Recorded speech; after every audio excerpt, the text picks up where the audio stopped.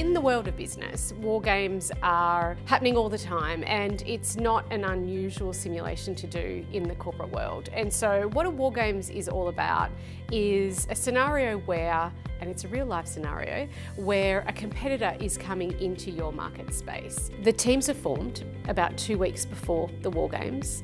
They understand what the overarching structure of a war games is. The students understand what they are to produce on the day and what they are to produce and develop after the war games.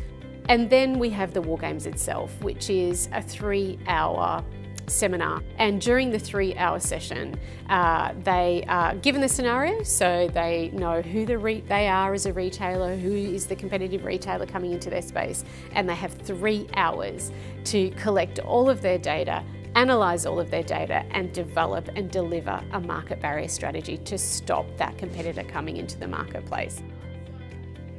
I make it specifically quite a high stress environment because that is what real life is about. And these guys, they're master's level students and they're actually really hungry for those types of experiences. They're thirsty for it, they're ready for it. They're ready to step up and have that. And so I create an environment that is fun and really rewarding, but a lot of that sense of reward comes from the fact that it's 3 hours of fairly high pressure, intense work, and they submit something at the end of it that they're really proud of. Okay, so the fight is on. Now, it's understood that when Kaufland do come into the Australian market... I teach retail and I do the war games in a retail scenario. Retail managers, whether you're a retail buyer or a store operations manager or a store manager, retail managers have to think on their feet constantly. They have to be agile, they have to make decisions in a snap based upon the data that they have at their fingertips at that moment. So I wanted to bring that into the students so that they could have that experience and be, I guess, in the shoes of a retail manager. So we have been working very hard on extending our network of stores, and we continue to do that. Coming out of the war games, they have 3 weeks after that to then develop a much broader, bigger strategy, which is the if-then scenario. So if our market barrier strategy doesn't work and the competitive retailer comes into our space after all, then what are we going to do about it? What's our strategic response?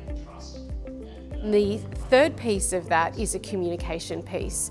So I give them the scenario that you now have to communicate this strategy in a 2.5-minute YouTube clip.